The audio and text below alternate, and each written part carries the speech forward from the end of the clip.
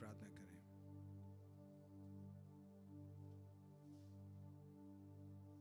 प्यारे खुदा प्रभु यीशु मसीह, हमारे महान प्रभु, महान सृष्टिकर्ता, आपका नाम मुबारक हो। प्यारे पिता, कैसे प्यारे प्रभु हैं प्रभु जी, जिन्होंने हमारी सारी तोहमत अपने ऊपर ले ली,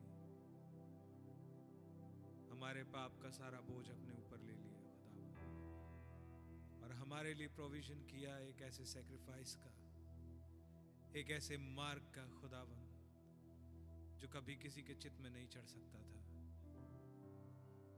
जिसने व्यवस्था की मांग को पूरा कर दिया और जो लेख हमारे विरोध में थे खुदावन उन्हें मिटा दिया प्रभु जी। लॉर्ड, आपका नाम मुबारक हो कि आपने हमें जस्टिफाई कर दिया प्रभु जी, और हमने इसमें कुछ भी नहीं किया, सब कुछ आपने किया। लॉर्ड, हमारे लिए नरक में उतरे, हमारे लिए आपने वो जय हासिल की खुदा, हमारे लिए कफ़ार दिया प्रभु जी, हमारे लिए खुदा क्वालिफाइड हुए ताकि एक और उत्पत्ति में प्रभु जी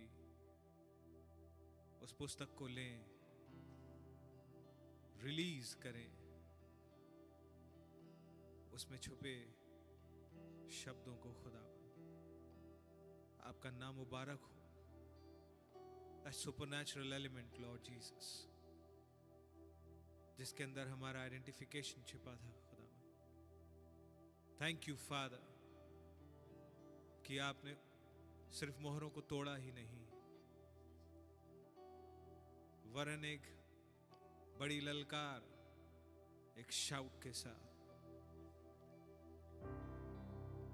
इस जमीन पर आ गए, एक पांव समुद्र पे, एक पांव पृथ्वी पे रखा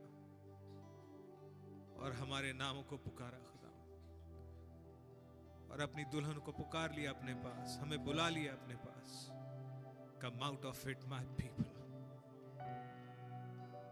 आपका नाम मुबारक हो प्रभु जी। And this claiming time lord, supreme जज बन के सातवीं मोहर का खुलासा, ओ लॉर्ड आपका नाम मुबारक हो, ताकि अब तक जो बंद रहा उस भेद को जाहिर करे। थैंक यू फादर, वो खुदा जो सिर्फ ऊपर और साथ में ही नहीं, अब हमारे अंदर हो सके। थैंक यू फादर इस क्विकनिंग के लिए, थैंक यू फादर इस रिडेम्पशन प्रोसेस के लिए, थैंक यू फादर इस रेस्टोरेशन के लिए, ओ लॉर्ड इस अडॉप्शन के लिए। थैंक यू फादर, आपके नाम की तारीफ हो खुदावन। हो मेरे प्रभु जी, इस महायुद्ध में जिसकी हमें खबर तक नहीं थी, ओ लॉर्ड आपने आकर के इसके प्रति हमें सजग किया, अवेयर किया प्रभु जी। How we thank you father, हमारे लिए आपने उस स्पाई नेटवर्क को चलाया खुदावन। ओ मास्टर डिजाइनर, आपसे कोई थॉट छुपा नहीं प्रभु जी, आपके नाम की तारीफ हो। And you just open enemies' wiles to your wife, the children, Lord. We are so thankful, Lord Jesus, क्योंकि आप हमारे साथ हैं। हम नहीं मर सकते, हम भरमाए नहीं जा सकते, क्योंकि आप हमारे साथ हैं प्रभु। आपका नाम मुबारक हो प्रभु जी, लॉर्ड जीसस। और अब आप हमसे कहते हैं, अपनी कमर को कस ले, इस बख्तर को पहन ले। इट्स योर टाइम, तेरा प्रकाश आ गया है, अब तू उठ और प्रकाशमान हो। It's your time. सातवीं मोहर का प्रोग्रेशन है, और अब वो समय है जब वो तीसरे कमीशन को पूरा किया, तीसरे हिस्से को कमीशन के पूरा किया जा सके, उस थर्ड फोल्ड को भी पूरा किया जा सके, आपका राज्य आ सके, इस ब्राइट कमिंग के लिए धन्यवाद हो प्रभु जी। Thank you Jesus. आपने एक मतलब के साथ बोला, तुम्हारा मन व्याकुल ना हो, तुमने खुदा पे विश्वास किया, मुझ पर भी करो, क्योंकि आपने उस विश्वास को उंडेला प्रभु। आपका नाम मुबारक हो खुदावन। वो जो अब तक छिपा था आपने हम पर खोला। And it was not a public show. आपका नाम मुबारक हो खुदावन। आपने अपने भेदों को, अपने भेद को लॉर्ड जीसस एक इनवर्ड विटनेस के रूप में खोला है। हम कितने आभारी शुक्रगुजार हैं प्रभु जी। आप हैं जो उन फेड ऑफ और डाई ऑफ होती हुई रिवाइवल फायर्स को रिकिंडल करते हैं प्रभु। आप महान हैं प्रभु जी, जीवन का सोता, वो महान गशर खुदावन जिसकी खबर आपने किसी को नहीं लगने दी। कोई डेविल डीमन उसकी था नहीं पा पाया, उसकी लोकेशन नहीं पा पाया, लेकिन आपने हमें उस तक लीड किया है Lord Jesus. Thank you for your voice Lord, thank you for this love whispers Lord. आपका नाम मुबारक हो प्रभु जी। हमारे लिए अनसर्टन नहीं, सर्टन साउंड है। We are so thankful father. आपके नाम की आराधना करते हैं खुदा, आपके नाम को आज शाम ऊंच में चीजों को करते हैं और अचानक से अपने तरीकों पे ध्यान खींच लेते हैं और हमारे दिल एकदम आपके सामने हलीम हो जाते हैं प्रभु। Only you can do this lord. आप ही इतने ज्यादा प्रेम करने वाले, इतने ज्यादा धैर्यवान, लॉन्ग सफर करने वाले हो सकते हैं खुदा। इतना सच्चा प्यार कोई और नहीं कर सकता। आपने हमें अपने फ्लेश में का फ्लेश, बोन में का बोन, वर्ड में का वर्ड, स्पिरिट में का स्पिरिट, लाइफ में का लाइफ बनाया है प्रभु जी। आपके नाम की तारीफ हो खुदावन। आप महान हैं। ऐसा प्यार आपने सबको सॉर्ट आउट कर दिया और फिर एक आंख पलकने की, आंख की पलक झपकने की देरी से भी कम देरी में यहां से आप हमें ले जाएंगे। लेकिन हम उस फाइनल लैप में अब आते हैं प्रभु, और एनिमी अपने अटैक्स को रिकंसोलिडेट कर चुका, but we have you with us lord. आप हमारे अंदर हैं। We know storms, sun, moon, stars, सब कुछ आपकी आवाज के लिए हम्बल होते हैं खुदा। ओह लॉर्ड, दुनियावी स्टार्स गिर सकते हैं, पर जिन्हें आपने स्थापित किया और हार्मोनाइज किया, वो कॉन्स्टेलेशन बनता है, कभी नहीं बिगड़ता। आप उसे भी एक ऑर्बिट में डालते हैं ताकि उसके टाइम्स एंड सीजन्स, उसकी रोशनी उन टाइम्स एंड सीजन्स के अनुसार हो सके। आपका नाम मुबारक हो प्रभु जी। आइए प्रभु, आज शाम हमें आपकी बहुत जरूरत है। एक छोटा सा चर्च है प्रभु जी, जिसे आपने पैदा किया है, आपने ही नर्चर किया है और आप ही इसे आगे ले जा रहे हैं। हमें आपकी जरूरत है खुदा। आप प्लीज हमसे हम कलाम हो, हमसे बात करें, हमें और इस ऊंचाई पे ले चले। मनुष्य के लिए तो ये बहुत असंभव है प्रभु, ये बहुत स्लिपरी है, टेम्पटेशंस बहुत जबरदस्त है, लड़ाई बहुत तगड़ी है, हॉट एंड हेवी है। पर आप महान माइकल हमारी स्ट्रेंथ है। आपने वायदा किया आप हमें साधे संभाले रहेंगे खुदा। सो प्लीज हमें थोड़ा सा और आगे आपके साथ बढ़ पाने, कुछ और फुटप्रिंट्स बना पाने का फजल दें, अपने हेब्रोन के और करीब आ पाने का फजल दें, थोड़ी सी हमारी निगाह को और बेहतर कर दें, अपने पहाड़ को हम में से प्रत्येक और थोड़ा सफाई से देख सके। लॉर्ड जीसस प्लीज हमारी सहायता करें, हमें आपकी बहुत जरूरत है प्रभु। जो भाई बहन आने की कोशिशों में है जल्दी से ले आए, जो नहीं आ सके मेहरबानी से उनकी वजहों को दूर करें, संभालें। आपका ही नाम मुबारक हो। आपको वर्शिप करने का फजल दें। आइए टेक चार्ज लें। हमारे बीच में से सब बीमारों को मेहरबानी से आप ही चंगा करें और इस लड़ाई में आप ही उनको विजय मार्ग पे ले चलें। वो लॉर्ड, चाहे जो हो, पर डेविल हारे, हर बार हारे और आप हम में जीते खुदा। चाहे कोई भी चैलेंज क्यों ना हो, कोई भी परीक्षा क्यों ना हो, कोई भी टास्क क्यों ना हो, कोई भी इशू क्यों ना हो, लेकिन आप ही जीते। आप हमारी हिम्मत टूटने मत दीजिएगा, संभालिएगा खुदा। आपका नाम बड़ा मुबारक हो। प्रभु यीशु मसीह के नाम से मांगते हैं और प्रार्थना सभा का टेक चार्ज आपके हाथों में सौंपते हैं। प्रभु आप ही अब स्टीयर करें, टेक चार्ज लें खुदावंद इस माहौल का, हमारे मनों का, इस पुलपिट का। कुल मिला के यहाँ आपको ही सारा आदर स्तुति महिमा पहुंचे और आपकी ही सिद्ध इच्छा पूरी, यीशु मसीह के नाम, आमीन।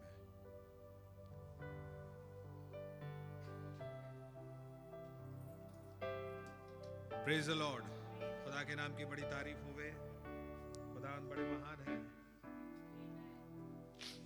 क्या आप खुश हैं? खुदा के नाम की बड़ी ही तारीफ हो वास्तव में। आइए 277 निकालते हैं। उठ गए हैं कदम हमारे, कौन इन्हें रोकेगा। यीशु ने थामा हाथ, कभी नहीं छोड़ेंगे।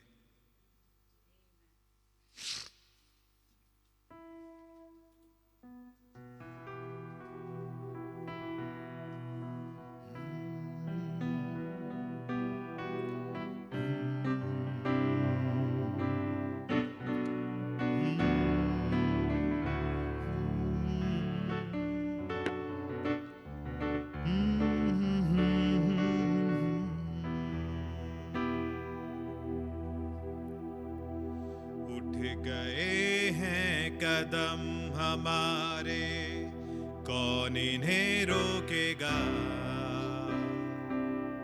यीशु ने थामा हाथ, कभी नहीं छोड़ेंगे। उठ गए हैं कदम हमारे, कौन इन्हें रोकेगा। यीशु ने थामा हाथ, कभी नहीं छोड़ेंगे। यीशु है जीवन दाता, मौत भी उनसे है हारी। मत घबराओ सिपाहियों, आज विजय है हमारी। यीशु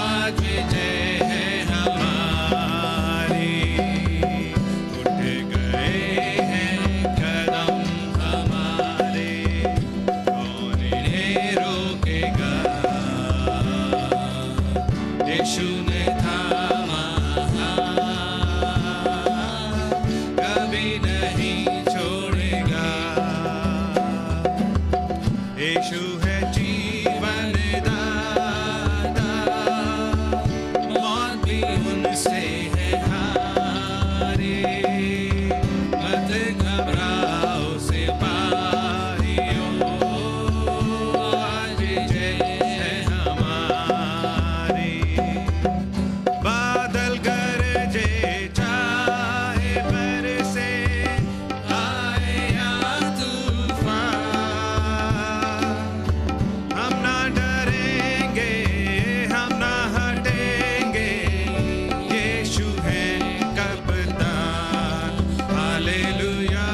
बादल गरजे चाहे बरसे, आए या तूफान, हम ना डरेंगे, हम ना हटेंगे, यीशु है कप्तान। शैतान को हराएंगे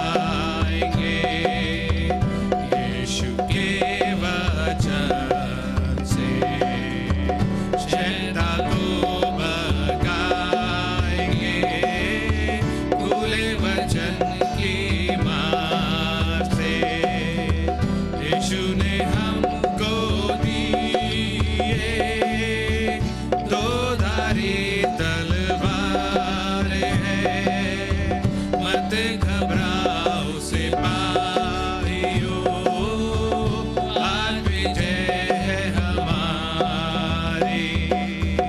उठ गए हैं कदम हमारे, कौन इन्हें रोकेगा,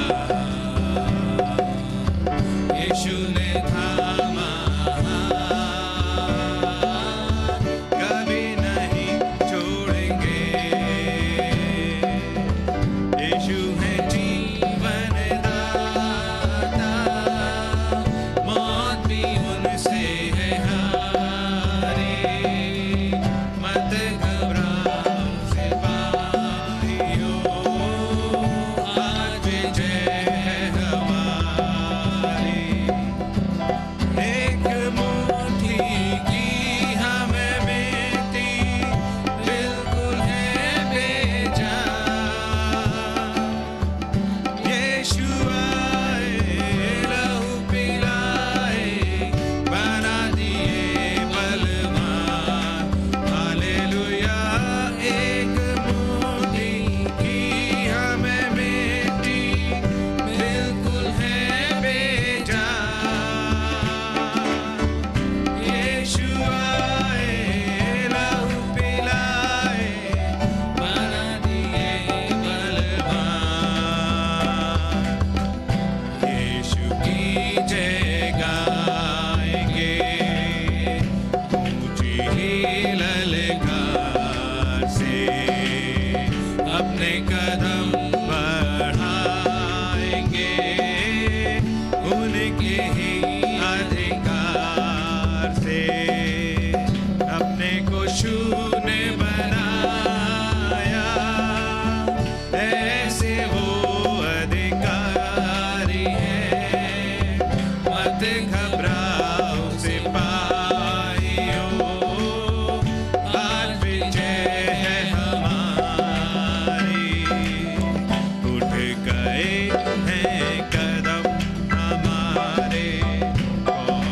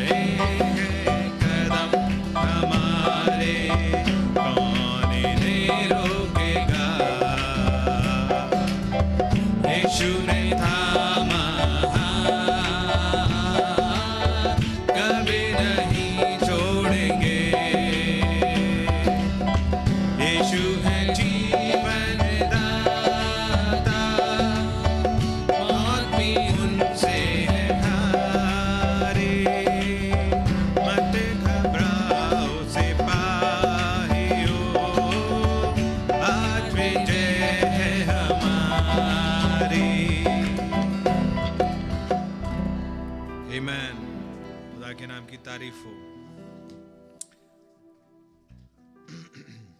आइए हम लोग खड़े ही हैं, सोच गाएंगे only believe all things are possible.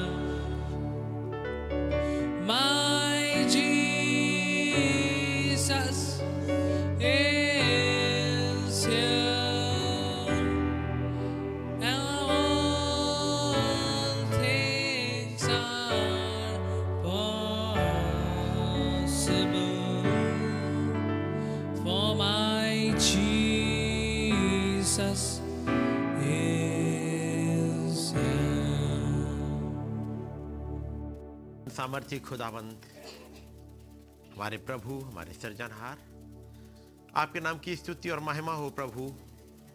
आप महान अनुग्रहकारी हैं प्रभु, आप दयालु हैं लॉर्ड, और प्रभु आप दया के धनी हैं। जब उस नबी पौलुस ने लिखा कि आप खुदावंद जो दया के धनी हैं, आप दया के सागर हैं प्रभु, आपकी दया कभी नहीं खत्म हो सकती। जैसे सागर का पानी नहीं सूख सकता, आपकी दया भी नहीं खत्म हो पाती। प्यारे खुदाबंद, उसी नबी पौलुस ने कहा कि जब हमसे गुनाह बहुत हुआ तो आपका ग्रेस भी उससे कहीं अधिक हुआ, क्योंकि आपने ठान लिया था कि आप हमें बचा लें, और आपने बचा लिया।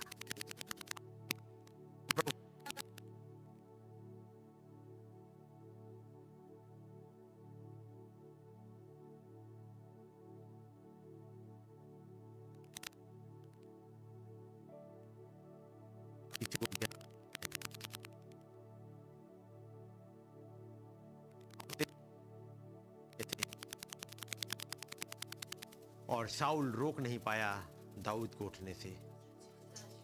प्यारे प्रभु, जो आपने अपनी भली मनसा में ठान लिया वो पूरा होके रहता है, और हम आपके नाम को धन्य कहते हैं प्रभु कि आपने हम पर दया करी, और आपने इस युग में हमें बचाने के लिए, ताकि ये दुल्हन भरमाई ना जाए, एक नबी को भेज दिया। आपका नाम मुबारक हो। और आज जब एक बार फिर से प्रभु आपके चरणों में आए हैं, आप ही नाम को धन्य कहते हैं प्रभु। पिछला साल आपने हम सबको तमाम बीमारियों मुश्किलों से बचा के रखा, और अपनी ब्लेसिंग से भरा है प्रभु। आपका नाम मुबारक हो। आपके ही नाम को धन्य कहते हैं। प्यारे प्रभु, निवेदन करते हैं प्रभु इस समय खास तौर से आंटी के लिए, उनकी पीठ के जो दर्द के लिए प्रभु, महान सामर्थ्य खुदावंद, आप वही यहोवा राफा हैं जो सदा से हैं। प्रभु आप बोलते हैं और हो जाता है। प्रभु एक बार फिर से उतर आइएगा और अपने हाथों को बढ़ा दीजिएगा ताकि वो पीठ का तमाम दर्द खत्म हो सके। जबकि उनकी निगाहें आपकी तरफ उठती हैं, प्रभु आपको धन्यवाद देने के लिए उठे। प्रभु आज सांझ की मीटिंग में आप आइए, हमारी मदद करिएगा। एक बार फिर से आपका रहम चाहते हैं प्रभु यीशु मसीह के नाम में, आमीन। जब हम लोग खड़े हुए हैं,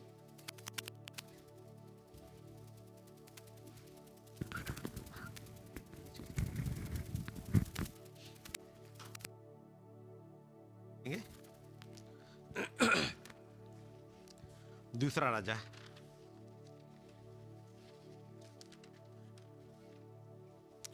और उसके 4 अध्याय, दूसरा राजा उसका 4 अध्याय और उसकी 42वीं आयत से मैं पढ़ूंगा। और कोई मनुष्य वालसालिसा से पहले उपजे हुए जबकि 20 रोटियां और अपनी बोरी में हरी बालें खुदा के भक्त के पास ले आया, तो एलिशा ने कहा उन लोगों को खाने के लिए दे। उसके बाहर कोई खटखट कर रहा है, देखो जाके। उसके टहलुए ने कहा, क्या मैं 100 मनुष्यों के सामने इतना ही रख दूं? उसने कहा लोगों को दे दे कि खाएं, क्योंकि यहोवा यूं कहता है उनके खाने के बाद कुछ बच भी जाएगा। तब उसने उनके आगे धर दिया और यहोवा के वचन के अनुसार उनके खाने के बाद कुछ बच भी गया। आइए दुआ करेंगे। प्यारे प्रभु, आपका धन्यवाद करते हैं एक बार फिर से आपकी दया के लिए, आपके रहम के लिए। आपने प्रभु हमारे लिए अपने वचनों को भेजा। खुदाबंद ये वचन अनंत है और ये कभी भी खत्म नहीं हो सकते। प्यारे प्रभु, हमारी मदद करिएगा कि हमारी ये छोटी सी बुद्धि ये समझ पाए आपके वचनों को और आपके काम करने के तरीके को। खुदाबंद हमें गाइड करे, हमारी विनती को सुने और कबूल करे, प्रभु यीशु मसीह के नाम में, आमीन। तब लोग बैठ जाएंगे। खुदावंद का नाम मुबारक हो। एक बार फिर से इस मौके के लिए, जबकि नई साल के पहले दिन हमें फिर से एक मौका मिल गया। नई साल में स्टार्टिंग करते वक्त भी एक मौका मिला और नई साल में घुसने के बाद भी आज एक और मौका मिल गया। सो खुदावंद का नाम मुबारक हो। और मैं कोशिश करूँगा कल जो मीटिंग हुई थी उस पर थोड़ी देर टिकना, ताकि उन बातों को और समझ पाए। और समझने से पहले कल जब भाई भरत ने दुआ करी थी, वो आपने दुआ सुनी होगी। और जब एक बात कही थी भाई ने, यदि आपने गौर करी हो, क्योंकि मैं केवल मैसेज ही नहीं बल्कि दुआओं पे भी गौर करता रहता हूं, और कुछ पॉइंट हैं। एक बार की बात है, भाई ब्रानम अक्टूबर 60 के महीने में बैठे हुए हैं जंगल में, और एक आवाज आ रही है। और 1960 की बात है, जंगल में। और उसके बाद जंगल में बैठे हुए हैं, गिलहरियां मारने गए हैं, ठंडी का मौसम है, एक भी गिलहरियां मिल नहीं रही है, हवा चल रही है। और जब हवा चलने लगी, अब मैं और आप जब हवा में बैठे हों, कि हवा सरसराए पेड़ों से, तो ठंडी हवा में ठंडक ही लगेगी, इसके अलावा कुछ और लगेगा। और जब ठंडक लगेगी तो क्या करेंगे? अपने कान और बांध लेंगे, है ना, बंद कान और बांध लेंगे। लेकिन जब वो ठंडी हवा आ रही है, उस ठंडी हवा में नबी कुछ कर रहे हैं। अब वो केवल हवा की सरसराहट नहीं देख रहे, वो उस खुदाबंद की आवाज ढूंढना चाह रहे हैं। और तब उन्हें लगा जैसे हवा एक रिदम में चल रही है ना, और रिदम में चलती हुई क्या कह रही है। अब उन्होंने देख रहे, सुन रहे, बैठे बैठे। आप इसे किसी इंसान के लिए यदि जो आत्मिक नहीं है वही कहेंगे कैसा पागल इंसान है, बैठा हुआ क्या सुन रहे। ये सुन रहा हूं हवा क्या कह रही है। हवा चल रही है तेज, सब लोग कहेंगे भाई ठंडी है, कान बंद कर लो। वो बैठा हुआ है नबी कि हवा कह क्या रही है। फिर उन्हें समझ में आया, जैसे जैसे कह रही हो 2 + 2 = 4, यही है ना, 2 + 2 = 4। अब ये वाली गिनती किसको नहीं पता है। हवा तो यही कह रही 2 + 2 = 4, 2 + 2 = 4। जैसे एक रिदम पकड़ रहे हैं, 2 + 2 = 4, 2 + 2 = 4, जैसे हवा कह रही हो। अब उस हवा को बैठ के और सुन रहे हैं, क्योंकि हवा 2 + 2 = 4 तो नहीं कहेगी। अब वो कुछ वो सुन रहे हैं जो बाकी लोग नहीं सुनते हैं। थोड़ी देर में बैठे हैं, ध्यान लगा रहे हैं। एक नबी को यदि ध्यान लगाना पड़ रहा हो उन बातों को समझने के लिए, तो मेरा और आपका हल क्या होगा। और मैं और आप क्या सोचते हैं, हम सब समझ गए। लेकिन याद रखिएगा, जितने बड़े बड़े साइंटिस्ट जिन्हें नोबेल पुरस्कार मिलते हैं ना, वो ये कहते हैं हमने इतना समझ लिया, यह चीज जान गए हैं कि हमें कुछ नहीं आता है। इतना जान पाए कि हमें कुछ नहीं आता है।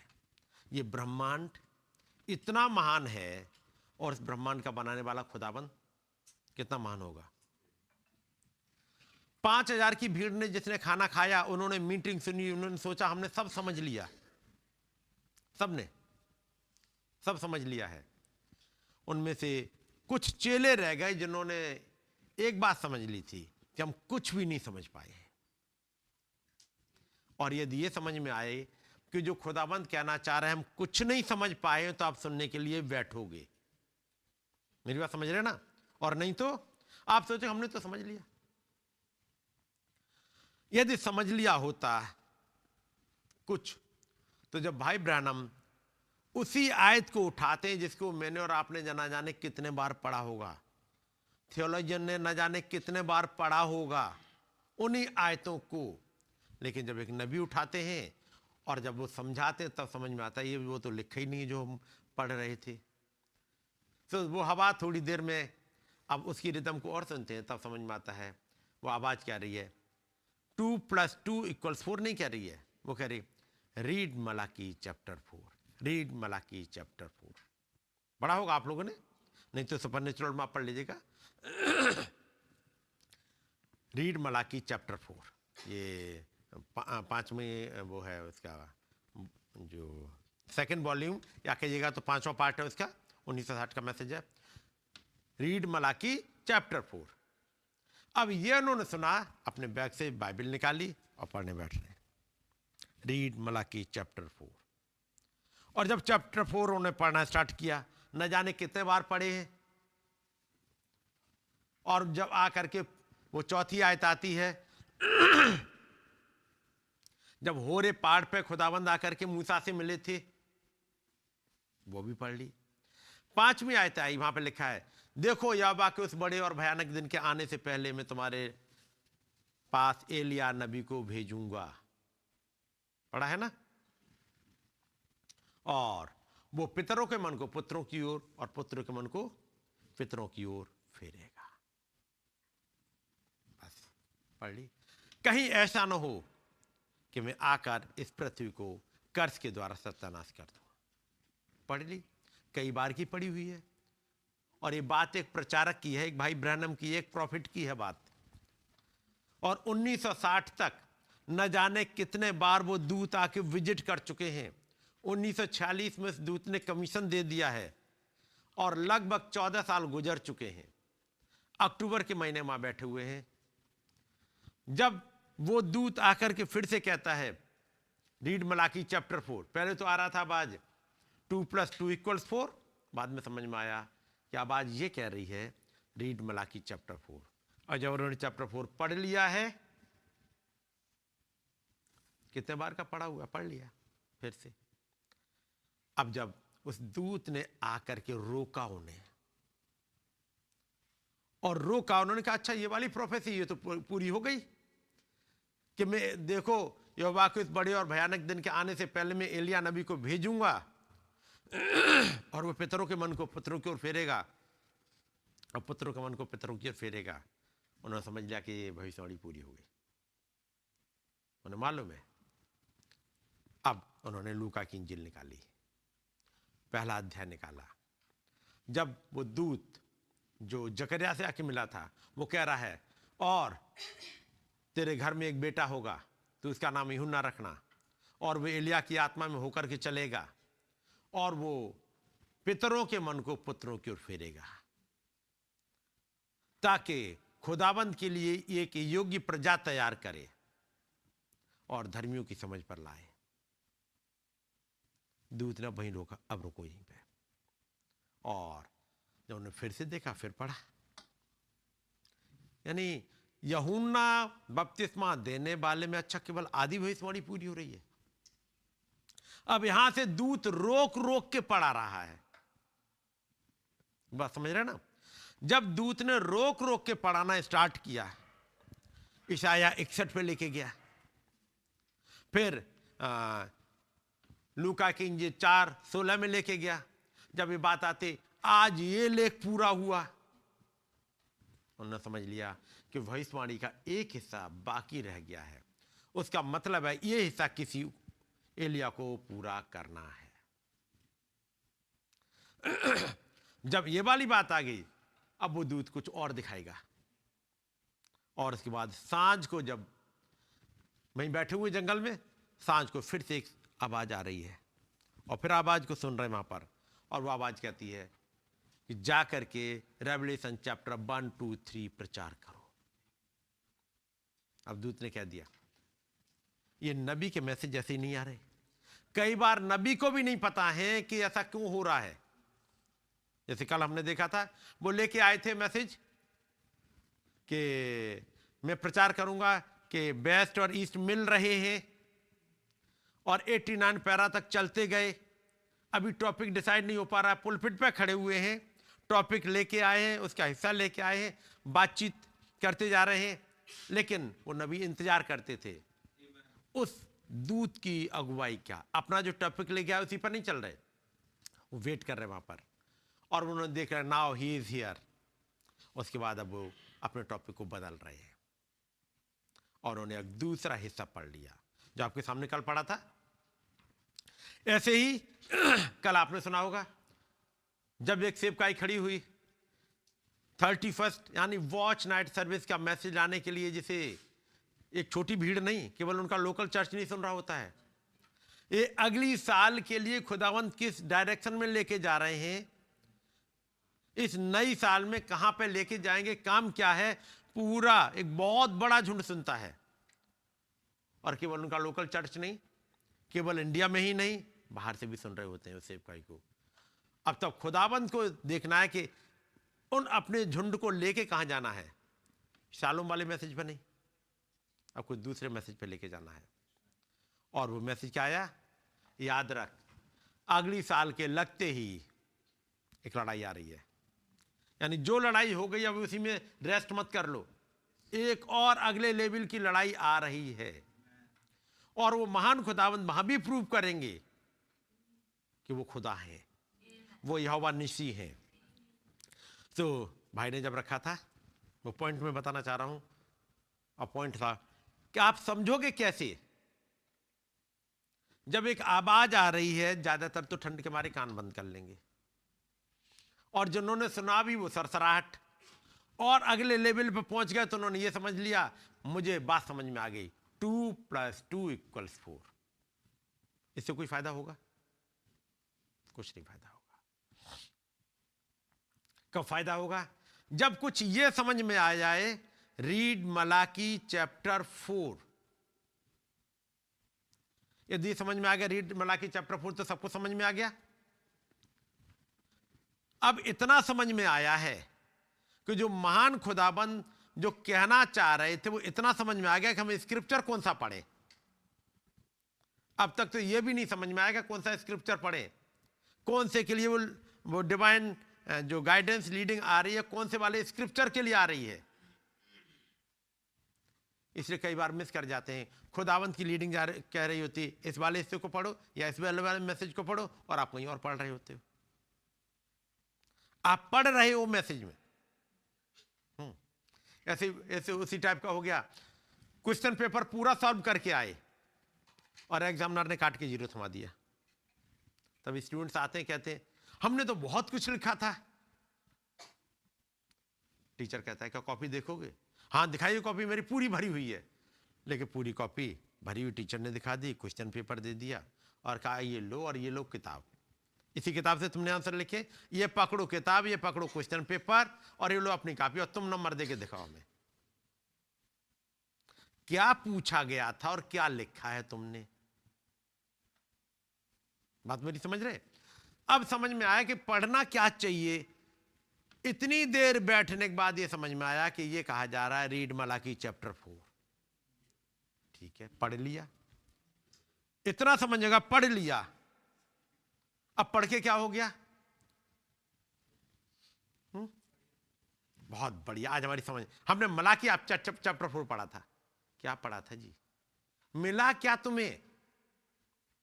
जब पढ़ा उसके बाद फिर दुआ करो। तो नबी कहते हैं read and pray, read and pray वाला एक कोट निकाल देना, read and pray, read and pray. पढ़ लिया फिर दुआ करो, खुदावंद समझा दे। फिर नहीं समझ में आया फिर दुआ करो।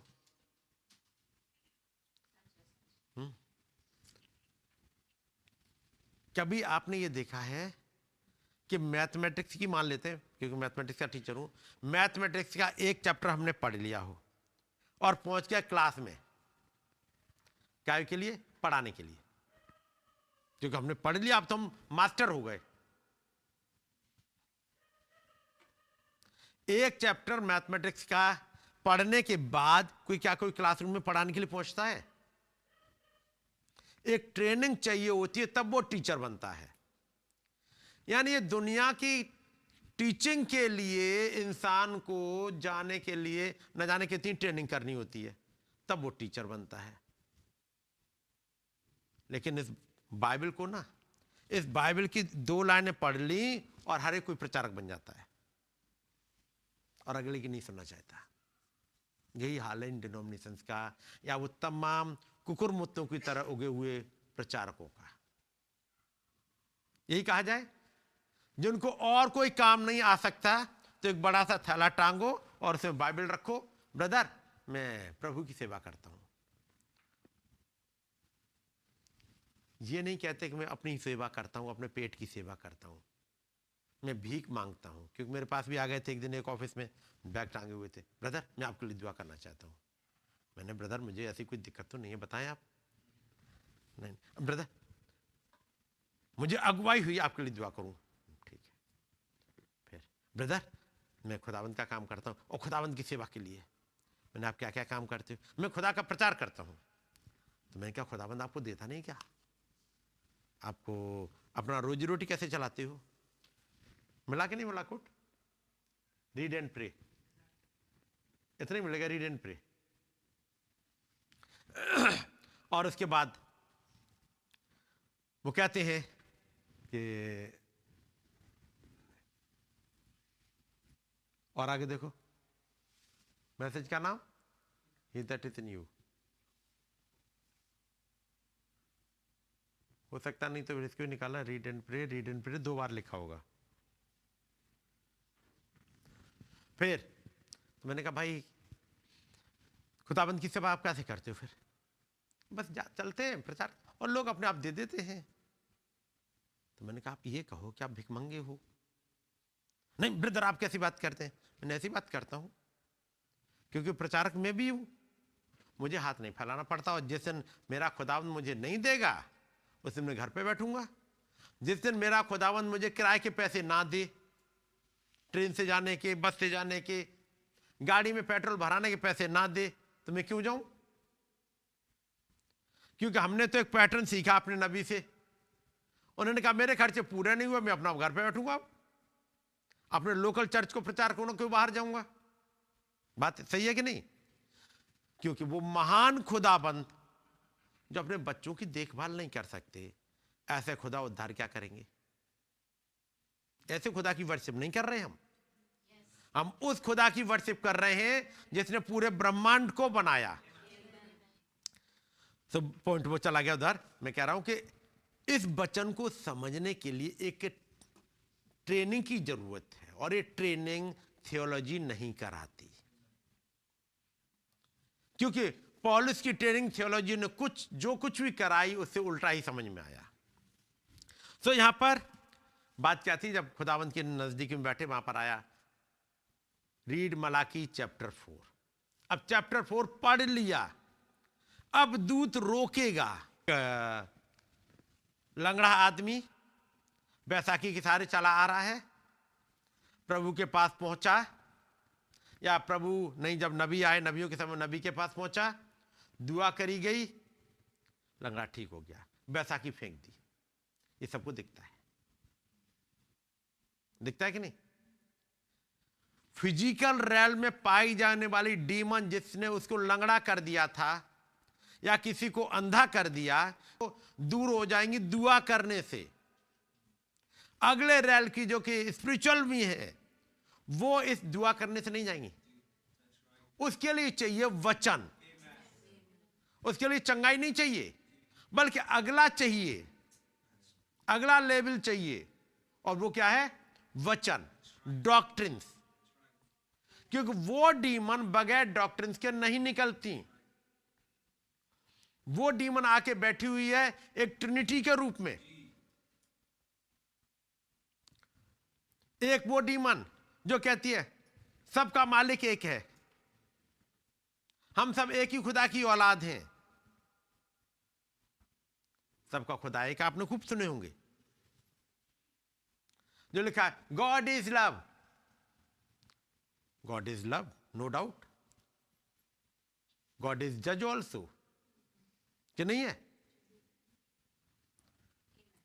खुदावन प्यार बहुत करते हैं, खुदावन न्यायी भी है, खुदावन भस्म करने वाली आग भी है। उन्हें गुस्सा भी आता है, वो केवल प्यार ही नहीं दिखाते रहते। लेकिन यीशु मसीह ने तो हमेशा प्यार किया, तो फिर कोड़ा किसने बनाया था? जिन्होंने रस्सी का कोड़ा बनाया, वो किसने बनाया? नहीं, यीशु मसीह तो बहुत प्यार से बोलते थे, बड़े हम्बल, जैसे डिनोमिनेशन का पादरी बोलता, बहुत humble, praise the lord brother. कईयों के हाथ में लाइए उन पादरी लोगों से, प्रेज द लॉर्ड ब्रदर। ये वाली डीमन चंगाइयों से नहीं निकलेगी। ये क्या है? ओढ़ी हुई धार्मिकता और ओढ़ी हुई नम्रता। नम्रता, praise the lord brother, God bless you. ये वाली डीमन चंगाइयों से नहीं निकलेगी। इसके लिए चाहिए डॉक्ट्रिन, वचन। और ये लिखा है वो किसको ज्ञान सिखाएगा? क्या सिखाना चाह रहे हैं? ज्ञान। कौन से लेवल पे आता है? Faith, virtue, then knowledge. Knowledge बताना है, और उसके बाद टेम्परेंस, पेशेंस, गॉडली, इन ऊपर जाना है। सवाल है खुदावंत का उस नबी के अंदर से होते हुए जिसने पूरी बाइबल लिखी, जो पूरी बाइबल समझा सकता है, जो उत्पत्ति को भी समझा सकता है, और जिस यशायाह नबी ने 66 किताबें लिखी, और जिसने कहा 66 चैप्टर लिखे, जिसने कहा यशायाह ने, खुदाबंद ने इस पृथ्वी को सुनसान रहने के लिए नहीं बनाया है। जो भेद वहां छिपा था, पृथ्वी बेडोल और सुनसान पड़ी थी, यहां यशायाह नबी कहते हैं कि खुदाबंद ने पृथ्वी को सुनसान रहने के लिए नहीं बनाया है। ये जाते हैं, ये नबी यशायाह वो कहता है, आई भोर के चमकने वाले तारे लूसीफर, तू कैसे आसमान से गिर पड़ा है।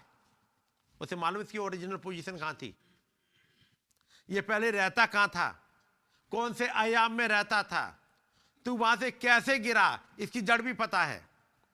और तब वो एक नबी, एक इंसान अब कहां जा रहा है, उस वाले समय पर जहां इंसान बना भी नहीं है, उस वाले समय पर, और कहता है तू तो मन में कहता था।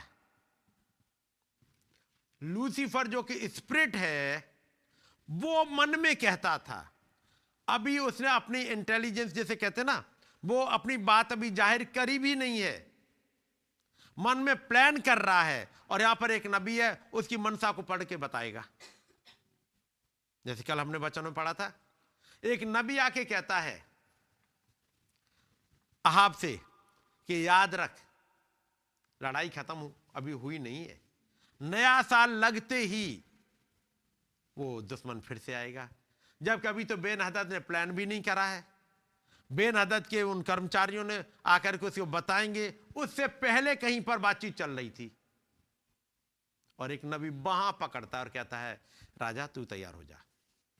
वहां पर इशाया कहता है, इशाया नबी ने कहा कि तू मन में कहता था मैं स्वर्ग पर चढ़ूंगा, मैं अपने सिंहासन को खुदा के सिंहासन से ऊंचा करूंगा, मैं उत्तर दिशा की सभा के छोर पर विराजूंगा। ये तमाम प्लानिंग को कौन समझा रहा है, एक ये नबी, इसका नाम इशाया है।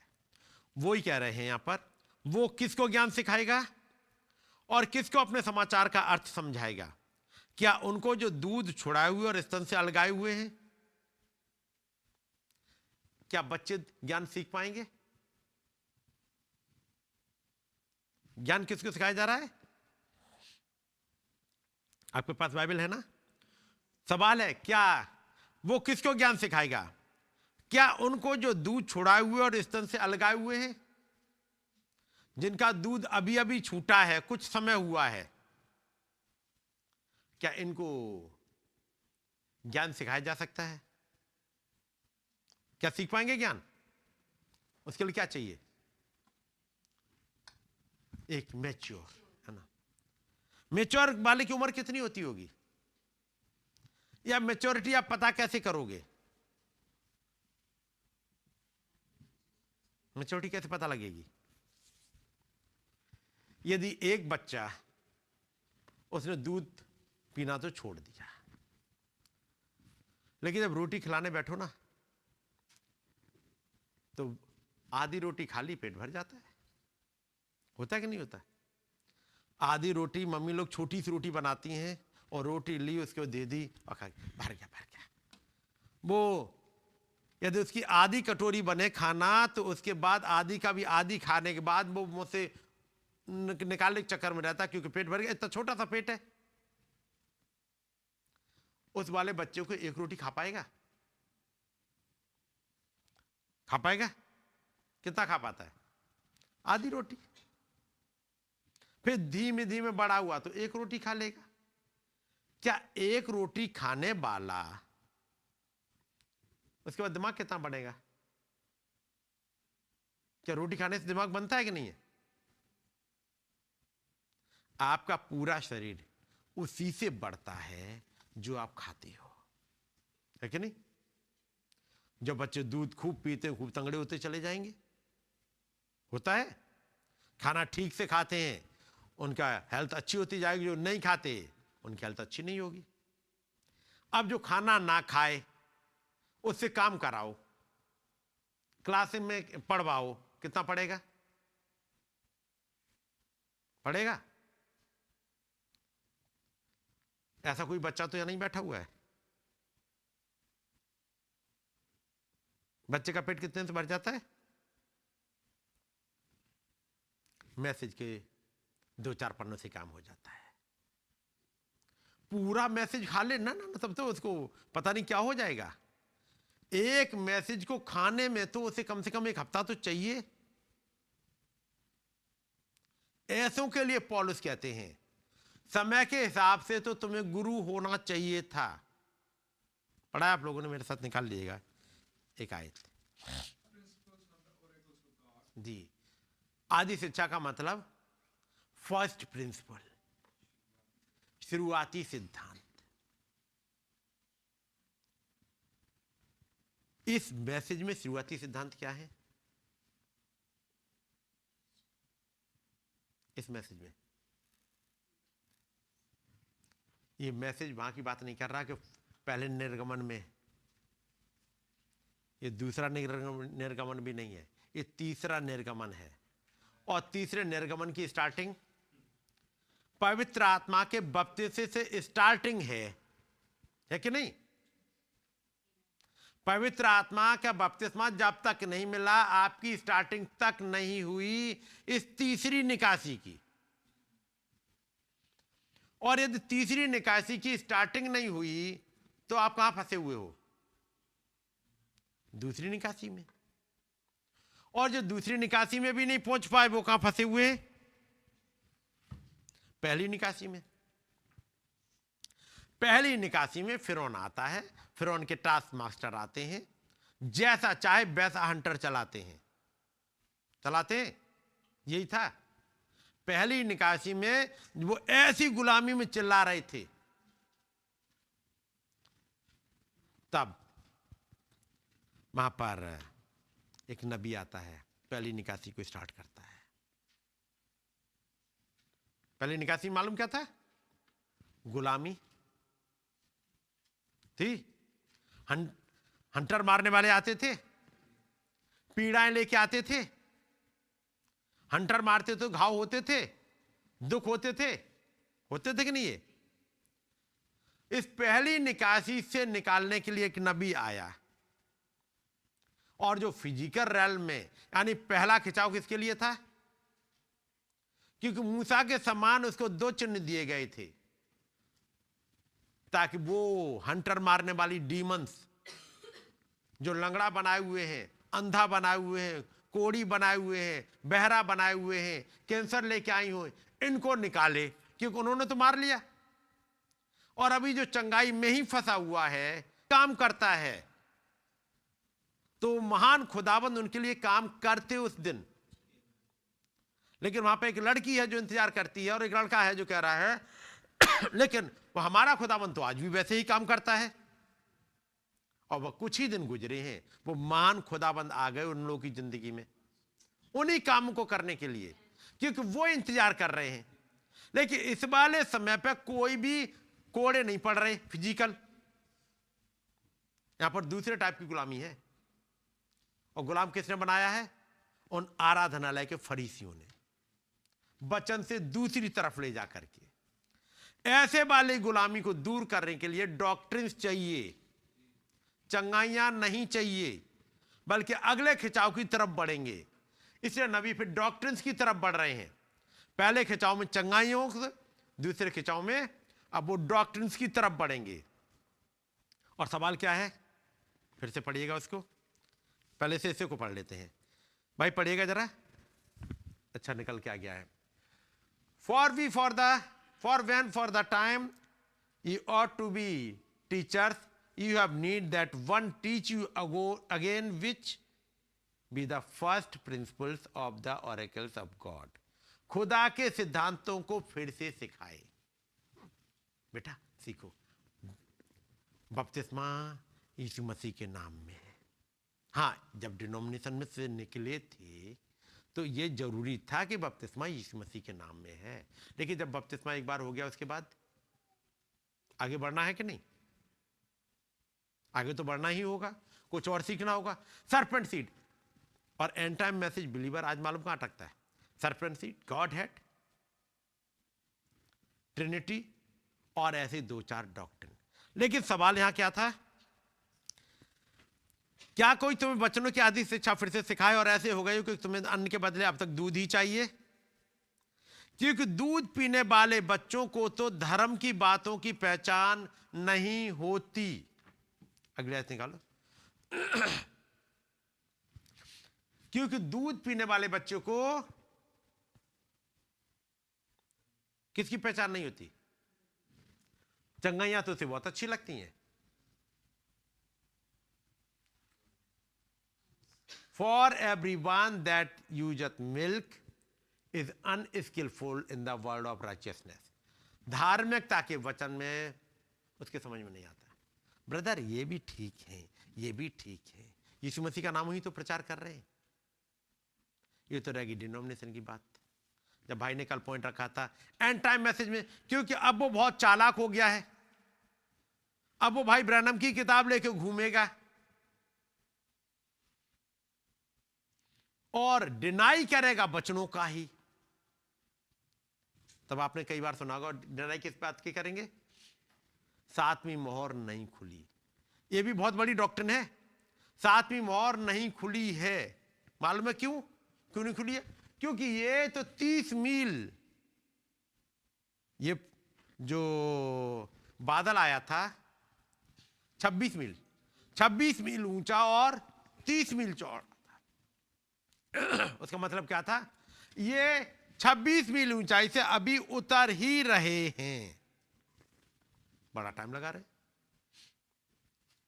नबी तो कहते हैं जब वो धमाका हुआ और वो अनंतता से आए और मुझे उठा लिया। नबी को उठा के ले गए थे? नबी हवा में 26 मील ऊंचाई पे ही तो होंगे, वहीं से उठा ले गए होंगे। नबी तो जमीन पे थे नहीं, या जमीन पे थे? नबी तो जमीन पर दौड़ रहे हैं, है ना, वो हॉक्स के झुंड को भगा रहे हैं। लेकिन नबी कहते वो आए, अनंतता से आए थे, पलक झपकते ही वो आए और मुझे उठा लिया। कहां से? नीचे से, जमीन से उठाया। और प्रकाश भाग 10 में साफ लिखा हुआ है, और वो बड़ी स्वर्गदूत बादल ओढ़े हुए उतरा और उसने एक पैर जमीन पर रखा और एक समुद्र पर रखा। ये 26 मील ऊंचाई पे ही था वो पैर, दोनों उनके हवा में, या जमीन पे थे? जमीन पे थे, क्योंकि लिखा है जमीन पर रखा। ये तो ऊपर चेहरा है। यदि 30 मील चौड़ाई ही है, 30 मील का तो सर है ना, तो 26 मील तक तो पैर आ ही गए होंगे। यदि हमारा सिर मान लेते इस पोर्शन में, इस प्रोपोर्शन में है ना, यही 30 मील का हो तो ये 26 मील वो उतर चुकी, किताब लेके आ चुके। क्योंकि यदि वो किताब लेके ना आते तो ये वचन मेरे और आपके लिए नहीं मिल पाते। लेकिन क्या हुआ? अब वो जब यही वाली बाइबल लेके आ रहे हैं, और भटक कौन रहा है? क्योंकि दूध पीने वाले बच्चों को तो धर्म की बातों की तो पहचान नहीं होती, क्योंकि वो बालक है। फिर एंड टाइम मैसेज में भटकाव होता क्यों है? 2004 में जो ग्रुप गया अलग, उसके पीछे कारण क्या था? पॉइंट था, यीशु महान खुदाबंद उत्पत्ति 14 में मलकीसदेक जब आए तो थियोफनी में आए थे, और उत्पत्ति 18 में भी वो थियोफनी में आए थे। उत्पत्ति 18 में भी थियोफनी में आए थे। क्यों? यदि आप उन लाइनों को पढ़ोगे जो नबी बोल रहे हैं तो आपको यही लगेगा। आप समझ रहे ना? और वो खुदावंद थियोफनी में आए थे और उन्होंने अब्राहम के टेंट में आकर के मुलाकात करी। यानी 2 चैप्टर नबी ने एक साथ मिलाए थे। वो 14वें अध्याय वाले मलकीसदेक की बात कर रहे हैं कि वही मलकीसदेक 18वें अध्याय में ह्यूमन फ्लैश में आ गया। लेकिन उन्होंने उस लाइन को पकड़ा। ये वाला हुई दिस मलकीसदेक जिसमें वो नबी बात कह रहे हैं, ये कौन से ईयर में प्रचार किया है? 1965। तभी क्या है? Who is this Melchizedek? उसे बता रहे हैं कि जो महान खुदावन 14वें अध्याय में आए थे थियोफनी में, वो अब्राहम के पास 18वें अध्याय में आए थे। यदि वो हिस्सा नबी का उन्होंने 1960 का मैसेज पढ़ लिया होता, रिजेक्टेड किंग वाला, रिजेक्टेड किंग का, या दूसरा मैसेज है पर्दे के उस पार वाला पढ़ लिया होता, या फिर छठी मोहर पढ़ ली होती, छठी मोहर या पांचवी मोहर शायद वो पढ़ ली होती, जहां पर पर्दे के उस पार वो तमाम भाई बहन मिले थे। उन्होंने ये कहा था, पांचवी मोहर शायद ना, छठी मोहर में तो वो सिंहासन के बारे में बताते हैं जहाँ रिवॉर्ड मिल रहा है। तो पांचवी मोहर में वो कहते हैं, जब वो उधर भाई बहन वो कहते हैं अभी हम यहां पर कुछ खाते नहीं हैं, हम जब जमीन पर नीचे जाएंगे अपने शरीरों को लेंगे तब हम खाएंगे, क्योंकि थियोफनी खाती नहीं है।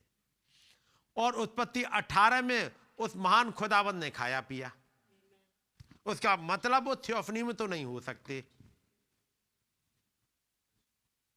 ठीक है नहीं, वो थियोफनी में नहीं हो सकते। यदि ये कॉन्सेप्ट पता हो तो भटकाव नहीं होगा, है ना।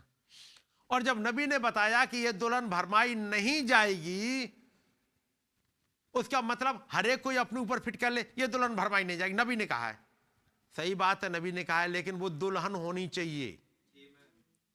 और दुल्हन वो वाली जिसकी शादी हो। मैं बात वाइफ की नहीं कर रहा, वाइफ तो बाद में बनेगी, पहले दुल्हन भी तो बन जाए, क्योंकि वो 10 कुंवारियां हैं, 10 कुंवारियां दुल्हन नहीं है कि नहीं, 10 कुंवारियां दुल्हन नहीं है, वो कुंवारियां हैं। उन कुंवारियों में से कुछ गई अंदर जिनकी शादी पड़ी जाएगी, जिनको लेने के लिए ब्राइड ग्रूम आया। यदि मूर्खों को भी लेने आया होता कि जैसी भी है कोई बात नहीं है तो मेरी ही, तो ले जाता, कुंवारी है तो ले जाता, वो नहीं आया था। वो पर्पसली देर कर रहा है, आपने सुने होंगे मैसेज, वो पर्पसली देर कर रहा है ताकि एक समय आ जाए कि ये मूर्ख और अकलमंद अलग हो जाएं, क्योंकि एक लंबे समय तक साथ रहे हैं मूर्ख और अकलमंद, लेकिन लड़ाई किसकी थी? गुड एंड इविल की, है ना, लड़ाई वही थी। अब वहां पर एक समय आता है जब छटनी होती है, और नबी ने जो ईबल बताए वो था क्या? मूर्ख कुंवारी को क्या बताया? भूसी की तरह अलग होना। गेहूं से चुपकी हुई कौन थी? भूसी। भूसी किस कैटेगरी में आती? मूर्ख कुंवारी या अकलमंद? मूर्ख कुंवारी में आती है, लेकिन चलती तो वो पत्तों के समय नहीं गिर जाती, वो आखिर तक जा रही होती है ना। वैसे ये जो भूसी है वो अलग कब होती है?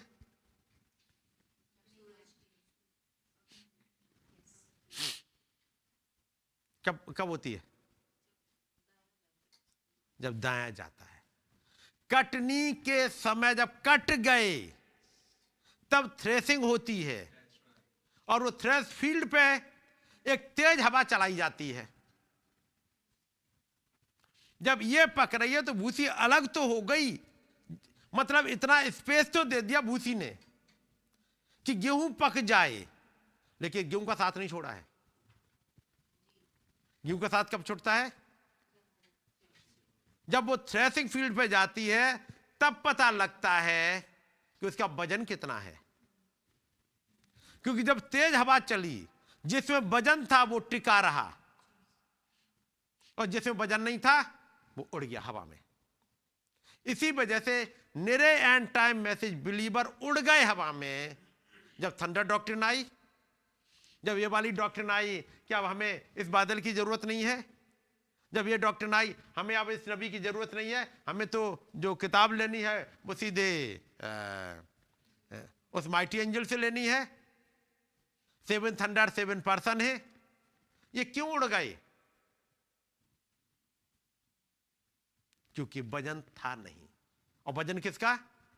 इस मैसेज का, जिसके लिए पौलुस कह रहे हैं, क्योंकि पौलुस यहां पर मलकीसिदक का टॉपिक लेके आए हैं, और जैसे ही मलकीसिदक का टॉपिक लेके आते हैं क्योंकि कई बार मैं बात रख चुका हूं, याद रखिएगा, वो डीमंस जो छोड़ी गई 20 करोड़ वहां से, और आज ना जाने कितनी छूटी हुई हैं और किस रूप में आएंगी, यही किताब लेकर के नबी के मैसेज को ही कोट करते हुए उड़ा ले जाएंगी। यदि मैसेज में वजन नहीं है तो, यदि मैसेज नहीं पढ़ा है तो। क्योंकि यहां पर जब इब्रानियों की पत्री में 5 अध्याय उसकी 10वीं आयत में आते हैं, पौलुस कहते हैं, और उसे खुदा की ओर से, यानी उसे मतलब यीशु मसीह को, और उसे खुदा की ओर से मलकीसेदेक की रीति पर महायाजक का पद मिला। जैसे ही मलकीसेदेक की रीति पे आते हैं, कहिए के चेहरे उड़ गए हवा में। मलकीसेदेक, मलकीसेदेक की कौन सी थी रीति याजक की? हम तो इस्राएली हैं, इस्राएली। और जब हम इस्राएली मिस्र से निकले थे, जंगल में आए, महान खुदावंद खुदा ने एक महायाजक ठहराया जिसका नाम हारून था। पौलुस कहते हैं तुम्हारे इस महायाजक को एक नबी ने ठहराया था जिसका नाम मूसा था। क्या इससे पहले कोई महायाजक होता ही नहीं था? क्या महायाजक की स्टार्टिंग मूसा से हुई है? क्या महायाजक की स्टार्टिंग जब मूसा ने हारून को अनॉइंट किया बस वहीं से है? क्या उससे पीछे भी है? क्या उससे पहले कोई महायाजक होता ही नहीं था? यदि उससे पीछे कोई महायाजक नहीं होता तो बाकी सब बर्बाद हो गए होते। एक महायाजक है जिसने उत्पत्ति में ही एक बीच बचाव का काम किया, जो अंगरखाल लेके आया कि नहीं? जिसने सैक्रिफाइस किया, जिसने एक मेमने का बलिदान किया और सैक्रिफाइस लेके आया। इसी की वजह से आदम हव्वा पे कर्स नहीं आया। नहीं तो जिस तरह से वो सरपेंट रेंगता घूमता है ना, ये भी किस वाली दशा में होते पता नहीं। यदि खुदावंद ने वो अंगरखाल नहीं दे दिया होता, वहां पर एक महायाजक नहीं प्रोवाइड किया होता, मेमने का वो स्किन नहीं आई होती, तो आदम इंसान इसकी शेप में होता। जैसे आज सांप ना हिस हिस करता है, ऐसे भी कर रहा होता कहीं, उस वाली हालत में होता, जैसे कहते हैं नाली के कीड़े बज बजाते हुए कहीं ऐसे घूम रहा होता नालियों में ही। और कई हैं उसी लाइन में जाएंगे क्योंकि उन पर रहम नहीं हुआ, उनके लिए मेमना प्रोवाइड नहीं हुआ।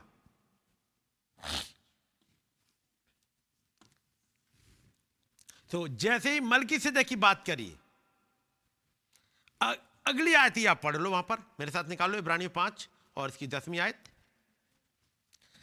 और उसे खुदा की ओर से मलकीसेदेक की रीत पर महायाजक का पद मिला। और जैसे ही इस महायाजक की बात आई, मलकीसेदेक की बात चली, कई एक बैठे देख रहे हैं मीटिंग में, मालूम कैसे देख रहे हैं? जैसे पिछली साल 31 दिसंबर 2024 जब भाई ने स्टेप बनाते हुए और लेके गए, और पौलुस ज्यूस चर्च के अंतिम पे आया। ज्यूस चर्च के नहीं, वो तो इफिसस के उस अंत पे आया था, नबी ने यही कहा है। तब भाई ने कोट निकाल के दिखाए कि ये है हर एक वो दूत कलीसियाई काल के अंत पे आता है। तो समझ लिया, इफिसस तो पौलुस है, वो कलीसिया काल का दूत है, तो कलीसिया काल के अंत पे आएगा। नबी ने कहीं भी ये नहीं कहा कि हर एक दूत अपनी कलीसिया काल के अंत पे आता है। ये जरूर कहा कलीसिया काल के अंत पे आता है, तो सोच लिया ही। लेकिन फिर एक जगह कहा कि वो पौलुस ज्यूस चर्च के अंत पे आया, एक लाइन मिली कि सारी चीज खटाक से पीछे आ गई। एक जैसे ही आई, वो अनंतता के दूत की जगह मिली, जो 1963 में आ गए, जिनको इंट्रोड्यूस कराने के लिए भाई ब्रानम खड़े हुए हैं, क्योंकि भाई ब्रानम लौदीसिया कलीसिया काल के दूत भी हैं। नंबर 1, वो यूहन्ना बपतिस्मा की देने वाले की तरफ फोर रनर भी है कि नहीं, ताकि वो इंट्रोड्यूस कराएं। और तीसरी बात, जब वो 7 साल के हैं, या देखो पैदाइश से ही वो महान खुदावंद इंतजार कर रहे हैं कि देह बढ़ती जाए ताकि वो उतर के आ सके। और तब यदि नबी की लाइफ देखो, जैसे मूसा का हाल था, जब वो पैदा हुआ नर बच्चे मारे जा रहे थे। जब यीशु मसीह पैदा हुए नर बच्चे मारे गए। लेकिन भाई ब्रानम पैदा हुए तब तो ऐसा कुछ नहीं हुआ। यदि उस घटना को पढ़िएगा, जब वो 6 महीने का बच्चा है, 6 महीने का था, 6 महीने की थे, और जब वो तूफान आकर के बिल्कुल मारने के लिए तैयार हो गया, क्योंकि वो डेविल देख रहा है कहीं ना कहीं। उसने देखा जब ये बच्चा पैदा हुआ तब जरूर कुछ हुआ था। जब ये बच्चा पैदा हुआ तब कुछ चिन्ह आए थे। वो 3 तारे एक लाइन में। क्या सोच रहे हो कि वो तारों को आप ही पढ़ते हो? डेविल नहीं पढ़ता, पढ़ता होगा ना कहीं। जब वो 3 तारे जब एक बार लाइन में आए थे तब नूह पैदा हुआ। डेविल ने भी पढ़ा, लूसीफर भी पढ़ता है। फिर 3 तारे एक लाइन में आए और यीशु मसीह पैदा हुए।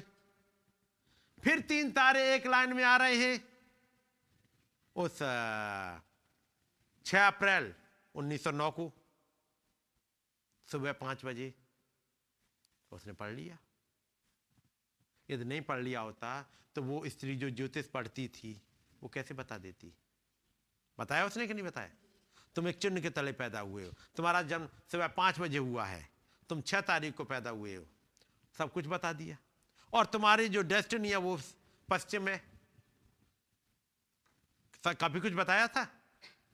ये कैसे उसने बता दिया? उसका मतलब लूसीफर भी पढ़ता है। तो जब 1909 में एक बच्चा पैदा हुआ, 3 तारे इकट्ठे हुए हैं, और तो और वो उस घटना को भी देख रहा है। जैसे ही वो बच्चा पैदा हुआ एक आग का गोला आया उस लॉक केबिन में और थोड़ी देर रहा, उसके बाद निकल गया। क्या आप सोच रहे डेविल की आंखें नहीं लगी होंगी? इस पे लगी होंगी। थोड़ी देर के बाद एक फाख्ता आती है, वो बैठती है उस खिड़की से, इधर उधर ढूंढती है, फिर एक बच्चे की तरफ देख लेती है, कूकती है और उठ के चली जाती है। पढ़िए ये सब घटनाएं। क्या डेविल इन घटनाओं को नहीं देखता? और ये तब देख रहा तो आज भी देखता है। हमारी और आपकी एक एक एक्टिविटी पे वो नजर रखता है। आप किस चिन्ह के तले पैदा हुए हो, और वो चिन्ह कहां है? इस बाइबल में। कौन सी आयत के तले पैदा हुए हो? कौन सी है आपकी पैदाइश की आयत? अब यहां पर जैसी बात आई मलकीसेदेक की, कई ये कफी जोड़ने लगा। तब पौलुस कहते हैं 11वीं आयत में, इसके विषय में हमें बहुत सी बातें कहनी है जिनका समझाना भी कठिन है कि नहीं? इसलिए कि तुम ऊंचा सुनने लगे हो। क्या करने लगे हो? ऊंचा सुनने लगे हो। कारण क्या है? अब घटनाएं हो रही कुछ। अब चलिएगा, मैं कुछ नबी के मैसेज में से पढ़ता हूं आपके सामने, क्योंकि नहीं तो टाइम निकल जाएगा बड़ी तेजी से।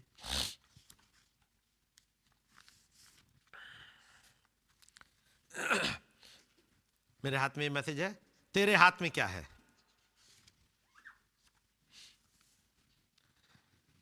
ये मैसेज जो 20 नवंबर का है, आपको याद होगा, इसके बाद आता है टेंट विजन।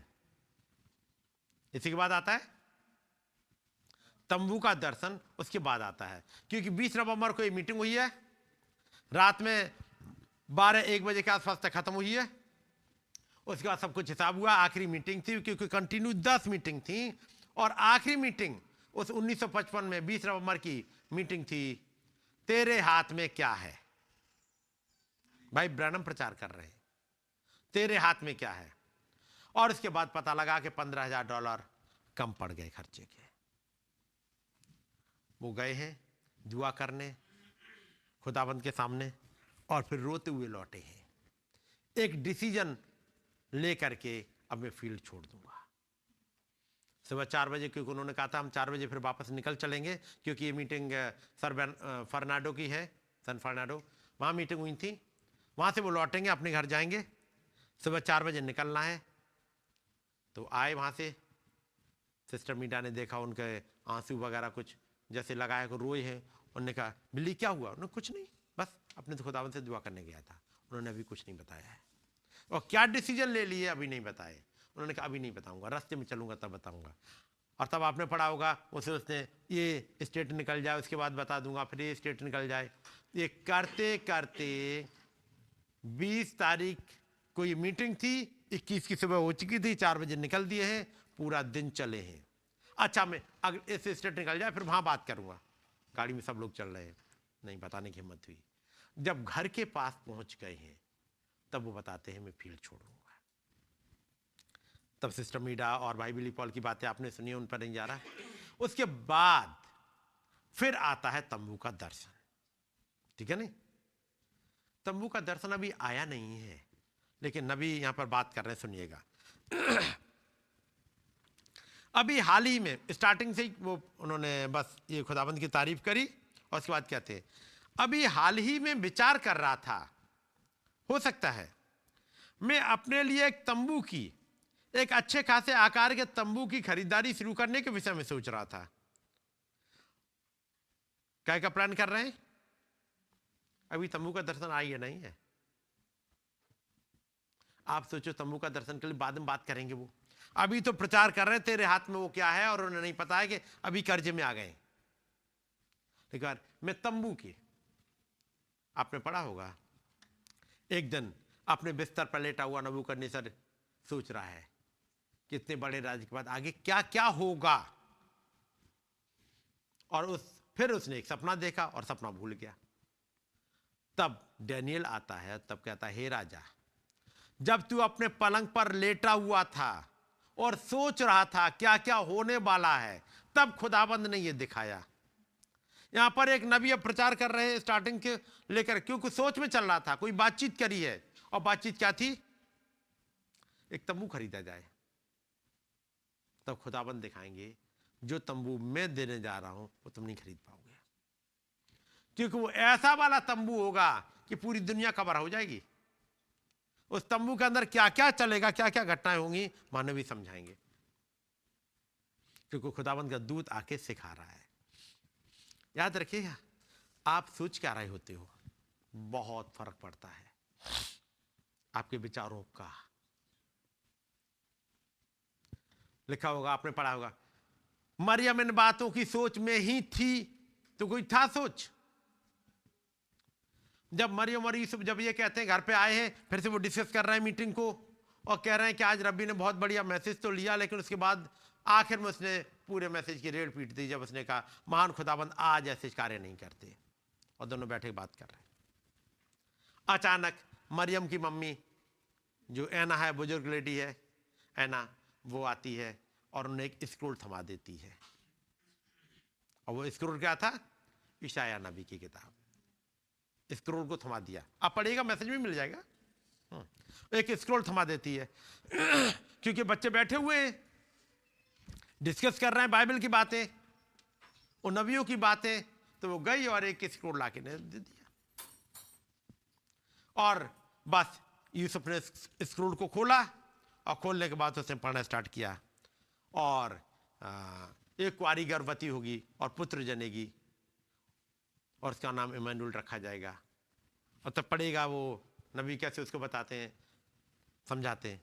और वो कहती प्रिय रुक जाओ, 1 मिनट रुक जाओ, फिर से पढ़ो जरा। और एक कुंवारी गर्भवती होगी और वो पुत्र जनेगी।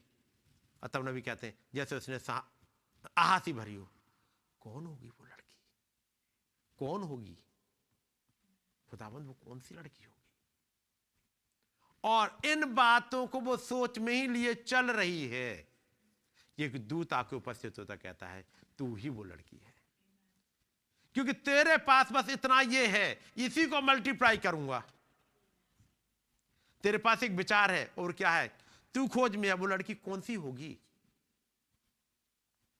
खुदाबंद उसी की विचार को लेकर के आते, तू ही होगी। यदि आपके पास कोई आयत है जिसके साथ खुदाबंद ने आपसे डील करा है, आप उसकी सोच में चले जाएंगे। जैसे भाई ने कल बताया, पकड़ लीजिएगा, उसे थाम लीजिएगा, और तब अचानक खुदाबंद कोई न कोई आयत में से लेके आएंगे। यदि वास्तव में आप मनन कर रहे हैं तो खुदाबंद आके बताएंगे ये तुम रहे। करेंगे कि नहीं करेंगे? जैसे नबी ने समझाया टीचिंग ऑन मोजेस वाले मैसेज में, और वो अमराम बेचारा बहुत दुखी होता है और क्या था, खुदाबंद आप उस रिडीमर को कब भेजोगे, उस छुड़ाने वाले को कब भेजोगे, कब आएगा वो, कैसे आएगा? हमारे बच्चे रोज मार खाते हैं, रोज पिटते हैं। मैं आज बैलगाड़ी में देख रहा, बैलगाड़ी उन्होंने भारी भारी पत्थर लाद दिए थे और बच्चों को उसमें लगा दिया था कि गाड़ी को खींचे, और जब नहीं खींच पाए तो टास्क मास्टर ने उन्हें मारा और बच्चे गिर पड़े।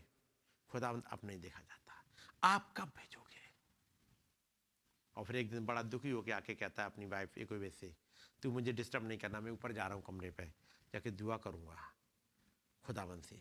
और यदि वहां से रोने की आवाज आए, चीखने की आए, तो आके कुछ डिस्टर्ब ना होना और ना मुझे डिस्टर्ब करना, मैं अपने खुदावंद से आज जाके दुआ करूंगा, क्योंकि मेरे दिल में बहुत पीड़ा है।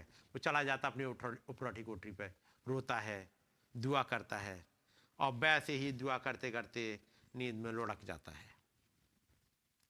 फिर उसकी आंख खुलती है, अचानक आंख खुली, वो देखता, अरे आज तो मैं बहुत देर सो गया, मुझे काम पे भी जाना है, ये तो धूप भी निकल आई। फिर उसने गौर से देखा कि बाहर तो अभी भी अंधेरा है, ये रोशनी केवल कमरे में ही है। और फिर आवाज आती है, तब नबी ने समझा वो जिब्राइल आए हुए थे। उन्होंने कहा तूने दुआ करी है और वो रिडीमर तेरे ही घर में होगा, कहीं बाहर नहीं, तेरे ही घर में होगा। यानी जो आयतें, जो चीज आपने पकड़ ली है, खुदावंद ने कुछ दिया है, और यदि है, बस जब आप देखोगे यहां पर जो इससे हमने पढ़ा था अभी, यहां से हम लोग ने स्टार्ट कर रही थी, जरा निकालिएगा, दूसरा राजा और इसका 4 अध्याय 42 आयत। और कोई मनुष्य बालसालिसा से अपने पहले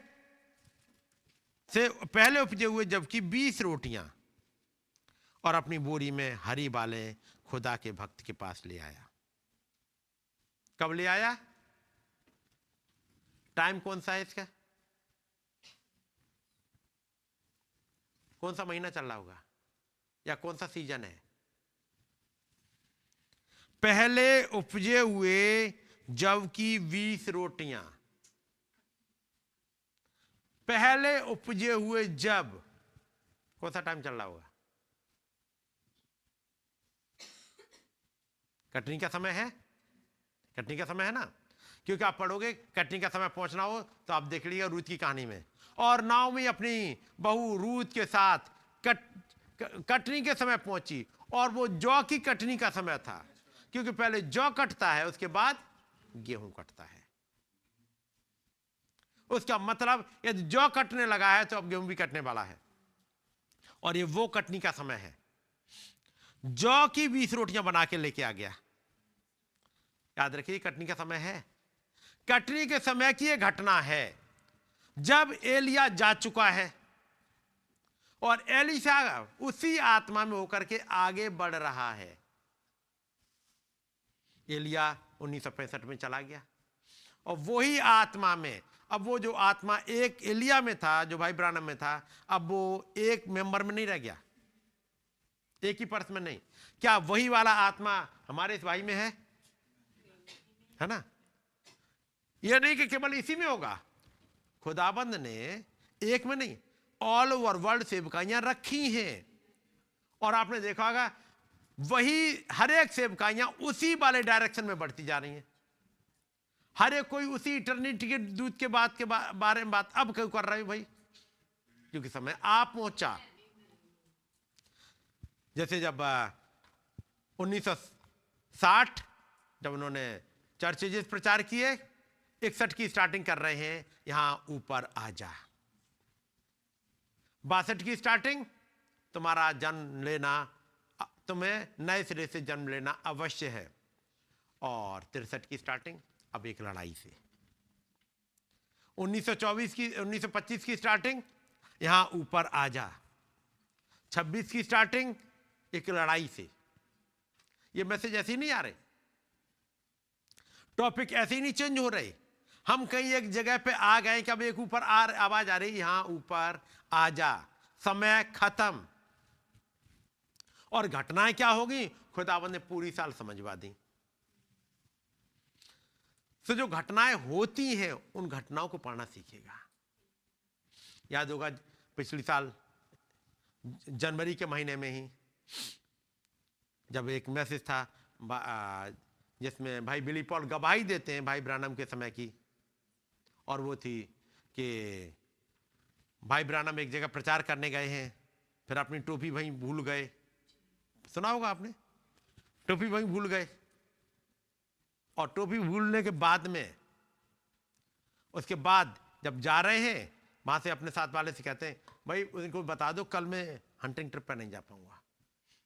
और वो दूसरा आदमी तो ऐसे आग बबूला हुआ, उसने भाई ब्रानम की टोपी फेंक दी। वो हमेशा ऐसे ही करता है। आगे घटना पता होंगी, है ना। ये घटनाएं घट जाती हैं, कुछ कहती हैं। 20 रोटी और 100 लोग, एक रोटी के 5-5 टुकड़े करो तब बांटो। लेकिन एलिसा ने क्या कहा, 43, उसके टेलियो ने कहा क्या मैं 100 मनुष्यों के सामने इतना ही रख दूं। एलिसा का जवाब सुनिएगा। उसने कहा लोगों को दे दे कि वे खाएं, क्योंकि यहोवा यूं कहता है उनके खाने के बाद कुछ बच भी जाएगा। 5 रोटी 100 लोग, कितना बचेगा। लेकिन वो ब्लेसिंग आई कैसे। और ये कौन सी सेवकाई है, एलिया के जाने के बाद। एलिया ने 1200 मैसेज प्रचार कर दिए। अब 1200 मैसेज कितने साल तक चलते रहेंगे। 1200 मैसेज, यदि एक दिन में एक मैसेज पढ़ लो तो 1200 दिन में खत्म हो जाएंगे, हो जाएंगे। और मान लो एक हफ्ते में एक मैसेज पढ़ लो तो 1200 हफ्ते में। लेकिन ये तो इतने साल हो गए, अब तो खत्म हो गए होंगे। क्या खत्म हुए, मैं कहूंगा एक एक लाइन नहीं खत्म कर पाओगे इसकी। ये वो रोटी है, क्योंकि यहोवा यूं कहता है उनके खाने के बाद कुछ बच भी जाएगा। तब उसने उनके आगे धर दिया, और यहोवा के वचन के अनुसार उनके खाने के बाद कुछ बच भी गया। क्या ऐसी वाली घटना यीशु मसीह के समय नहीं आ रही है। क्या 5 रोटी और 2 मछली से 5000 की भीड़ खाएगी, खाई थी। अब मैं इस नबी के समय की कुछ बात को लेकर आता हूं ताकि टाइम पे खत्म कर पाऊं। देखिएगा, तो जब थोड़ा सा आगे बढ़ना पड़ेगा कुछ हिस्से को छोड़ते हुए। अब यहां पर एक घटना है ताकि आप समझ पाओ नबी के इशारे या नबी के कहने के तरीके। जैसे ये नबी एलिसा था, यहां पर भाई ब्रानम कहते हैं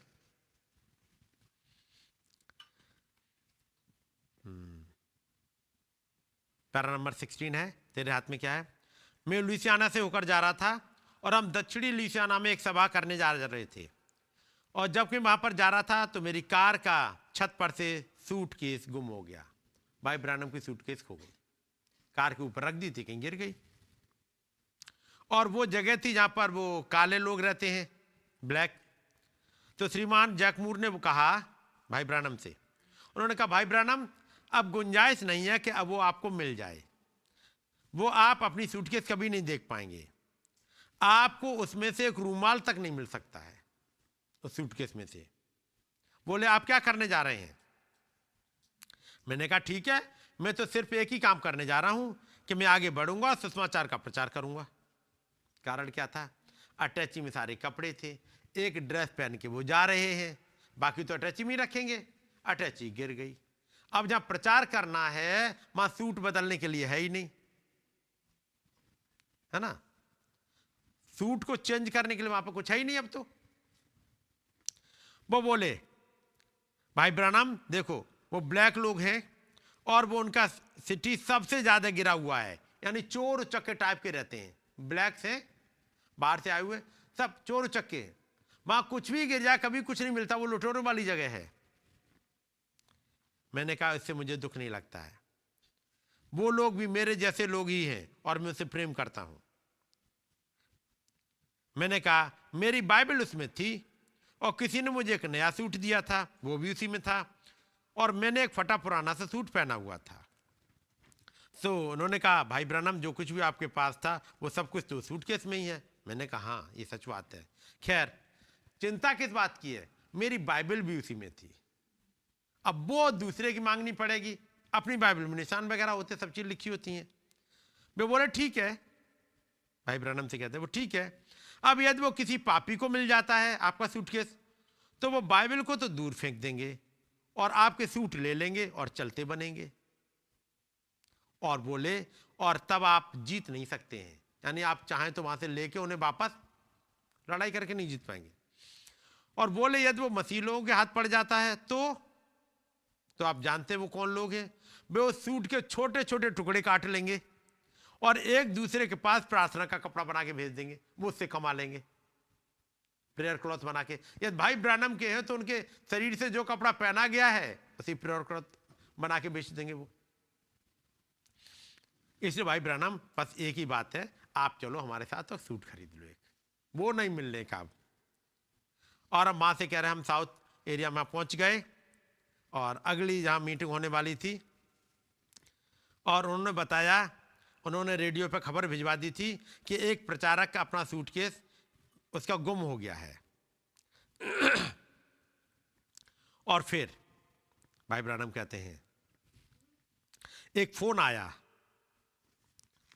और फोन क्या था, एक आदमी को मिला, उसने कॉल करा। भाई ब्रानम कहते हैं वो किसको मिल गया, एक आदमी था जिसकी माँ के लिए भाई ब्रानम ने दुआ करी थी जबकि वो व्हील चेयर पर थी और चंगी हो गई थी, और उन्हें वो सूटकेस मिल गया था उसे। तो उसने जाकर रेडियो पर खबर भिजवाई,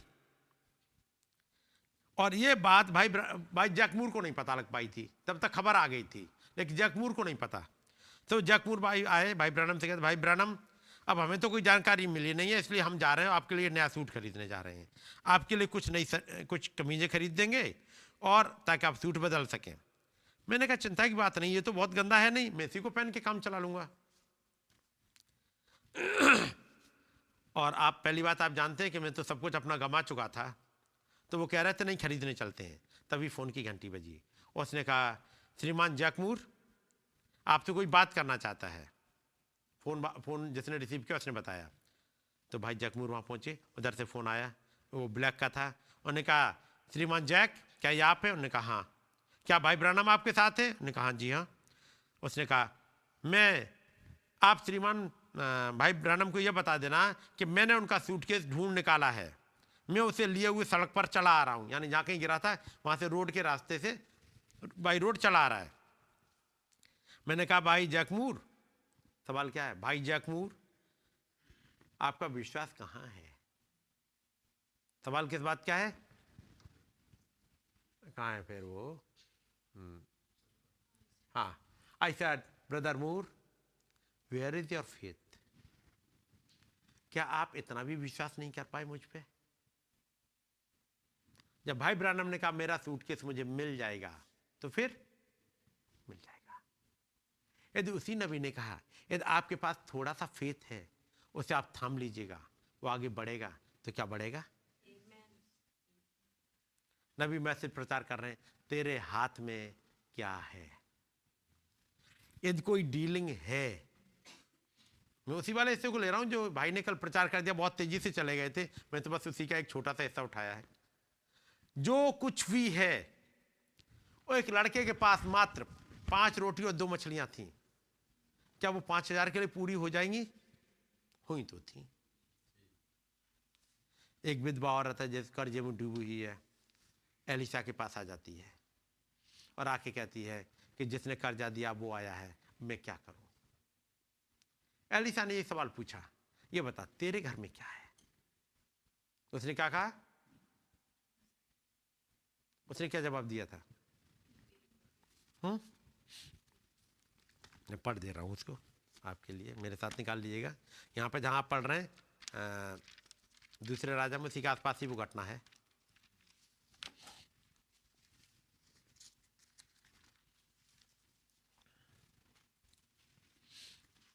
चार अध्याय जो पढ़ा था आपने,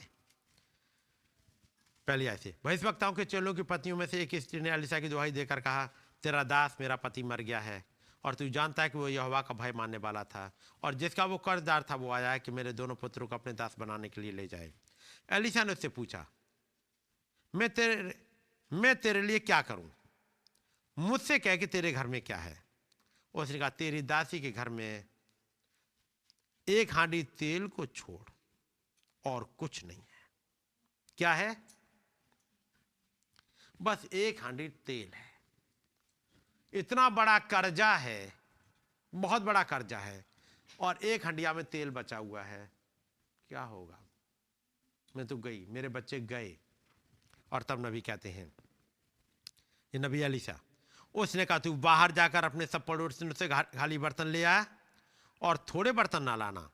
फिर तू अपने बेटों समेत अपने घर में जा और द्वार बंद करके उन सब बर्तनों में तेल उड़ेल लेना और जो भर जाए उन्हें अलग रखना। तब वो उसके पास से चली गई और अपने बेटों समेत अपने घर जाकर द्वार बंद किया। तब तो उसके पास बर्तन लाते गए और वो उन्हें उड़ेलती गई। छोटा बर्तन, बड़ा बर्तन, जो कैसा भी हो, सबका सब भरता चला गया, क्योंकि एक नबी ने बोला था। और याद रखिए, नबी एलिया नहीं है। एलिया के जाने के बाद वो जब वो पवित्र आत्मा अगले पे आया, ये वो सेवकाइयां बोल रही हैं। कल जिस सेवकाई ने बोला सांझ को, या दूसरे शब्दों में कहूं, खुदाबंद उस भाई में से होकर के बोला, कुछ लाइन बोली है, एक लड़ाई आ रही है और उस लड़ाई के लिए जरूरी है इफिसियों 6 के मुताबिक कुछ हथियार बांध लो, है कि नहीं? क्योंकि एक लड़ाई तो आ रही है। प्रभु मुझसे तो कुछ नहीं होता, प्रेयर तो होती है, कुछ नहीं आता। अपने खुदाबंद से दुआ तो कर सकते हो, बात समझ रहे ना? और लड़ाई है तो एक बात समझ ले, इस्राएल का अस्तित्व केवल लड़ने पे ही था, आपका अस्तित्व भी लड़ने पे है। हां, लड़ाई जरूर, लेवल फर्क है, एक आत्मिक आयाम में है। जब बर्तन भर गए तब उसने अपने बेटे से कहा, मेरे पास एक और भी ले आ। उसने उससे कहा, बर्तन तो नहीं रहा। तब तेल थम गया। तेल कब थमा है?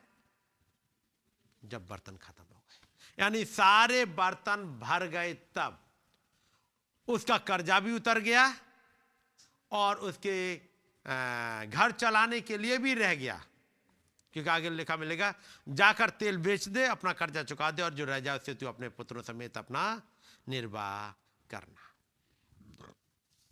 एलिशा नबी की सेवकाई में 8 घटनाएं हैं और 8 घटनाएं आपकी जिंदगी के हर पहलू पे जाएंगी। जब बीमारी हो, आप पढ़ेगा तो देखिए, जब बीमारी हो उसकी भी घटना मिलेगी इसमें। आप फाइनेंस की गिरी हुई हालत में हो, वो आपको यहीं मिलेगी। घर में मौत आ गई हो, वो भी यहीं है। भूमि गर्भ गिराने वाली है, वो भी यहीं पर है।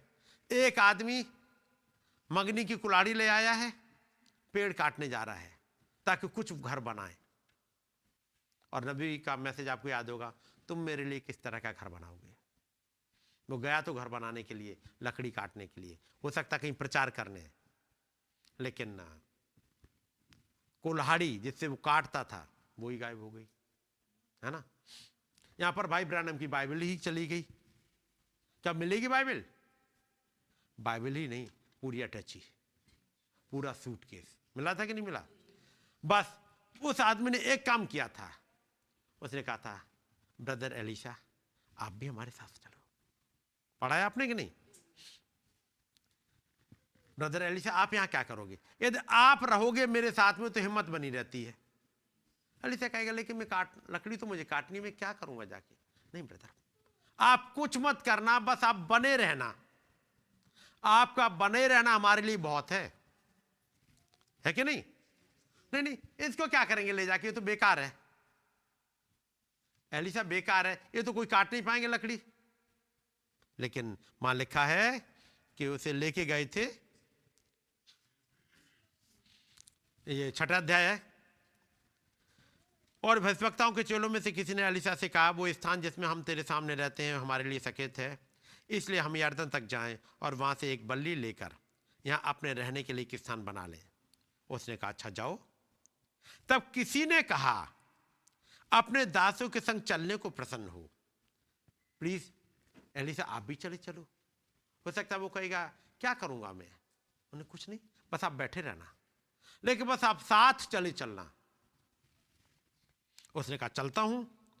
तो वो उनके संग चला और यरदन के तीर पहुंचकर लकड़ी काटने लगे। परंतु जब वो एक जल बल्ली काट रहा था तो कुल्हाड़ी बेंट से निकलकर जल में गिर गई। तो वो चिल्लाकर कहने लगा, हाय मेरे प्रभु, वो तो मगनी की थी। खुदा के भक्त ने पूछा, वो कहां गिरी? जब उसने स्थान दिखाया तब उसने एक लकड़ी काट कर वहां डाल दी और वो लोहा पानी पर तैरने लगा। ये कौन सा चेंज हुआ इस लोहे में कि जो अंदर पानी में चला गया, नदी के अंदर, उसने बस ऊपर एक लकड़ी डाली। ये लकड़ी नीचे नहीं गई, लेकिन वो लोहा जरूर ऊपर आ गया। ये कौन सी वाली चुम्बक थी? ये चुम्बक को साइंस नहीं बयान कर सकती, है ना? कितना जरूरी है उस नबी की बात का विश्वास करना। अभी तो बस एक बैकग्राउंड ही रह गई थी, लेकिन याद रखिएगा उन पॉइंट को। जो कुछ कहा गया कल, जब भाई ने कहा इन आयतों को पढ़ लेना, तो पढ़ लेना, क्योंकि कुछ जल्दी ही घटेगा। आइए हम लोग दुआ करेंगे।